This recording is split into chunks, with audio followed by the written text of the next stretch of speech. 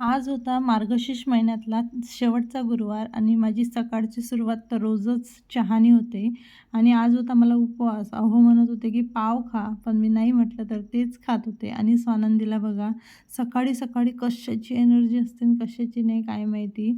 खेळण्याच्या टोपल्यावरती चालली आणि तिथे खेळणार. आणि नंतर मी पटकन चहा वगैरे आटपून अंघोळ करून सगळ्यात आधी साडी घालून पूजेची तयारी करायला घेतली, कारण की मग दरवेळी मला पूजा करायला भरपूर वेळ होते म्हणून. आणि व्हिडिओमध्ये थोडंसं मटकून घेतलं साडी नेसून. हे बघा, पूजा करायला बसली. पूजा करून घेतली सगळ्यात आधी. पूजा झाल्यानंतर यावेळी माझी माळ वगैरे ओवून घ्यायची होती, ती ओवून घेतली लक्ष्मी मातेसाठी. माळ ओवून लक्ष्मी मातेला दिली आणि नंतर पोथी वाचायला घेतली. पोथी वाचता वाचता तर काय सांगू तुम्हाला पूर्ण दिवस आठवले मला, कारण स्वानंदी काही केला पोथीच वाचू देत नव्हती. नुसतं हातातून ती माझी पोथीच हिसकावून घेत होती.